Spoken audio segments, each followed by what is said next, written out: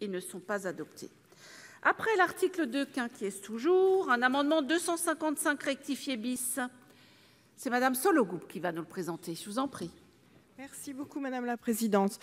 Cet amendement vise à appliquer un taux de TVA habituellement applicable aux travaux du BTP, un abattement supplémentaire de 10% sur le montant acquitté à l'administration fiscale, afin de tenir compte des surcoûts sur les matières premières et la main-d'œuvre, notamment induits par la crise sanitaire.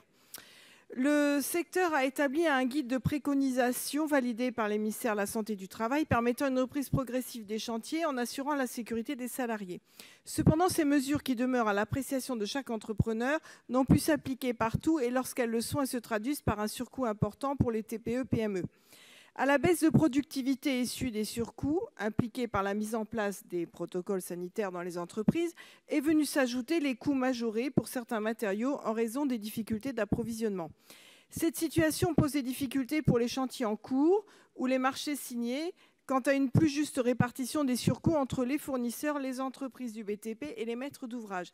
Et j'en profite pour ajouter que vous nous faisiez remarquer qu'en diminuant la TVA, on induisait un manque à gagner pour les collectivités. Alors là, on a tous autour de nous le cas de collectivités, au contraire, qui sont dans des négociations parfois un petit peu compliquées avec leurs entreprises, qui veulent leur répercuter les surcoûts et qui se retrouvent en effet avec des surcoûts sur leur chantier.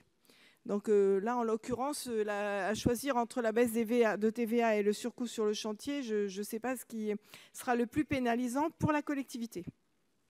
Je vous remercie. Merci. Un amendement 700 qui est identique. C'est Madame Conconne qui va nous le présenter.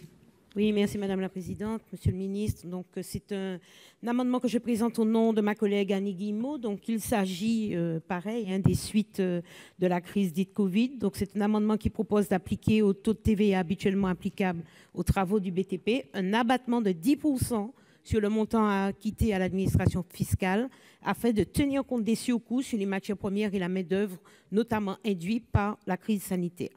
L'objectif de cet amendement est bien sûr d'attirer l'attention du gouvernement sur les difficultés rencontrées par les entreprises du BTP dans l'exécution de leurs contrats et l'imputation des surcoûts induits par la crise du Covid. Ainsi, les professionnels plaident pour qu'une ordonnance propre à la commande privée puisse être prise rapidement en concertation avec l'ensemble des acteurs afin que ce secteur économique essentiel soit préservé et en capacité de reprendre un rythme soutenu d'activité. Merci. Monsieur le rapporteur général, quel est l'avis de la commission sur ces deux amendements identiques? Ces amendements sont beaucoup plus originaux puisqu'ils instaurent non pas des taux différents, ils instaurent un abattement de 10% sur le taux de TVA. Ça veut conduire à créer des nouveaux taux de TVA. Quand vous faites 20% moins 10% de TVA, ça fait un taux de 18%, etc. etc. Et ça, c'est contraire à la directive européenne qui interdit d'avoir plus de taux réduits de TVA. Désolé. Donc, demande de retrait ou avis défavorable. Monsieur le ministre, même avis.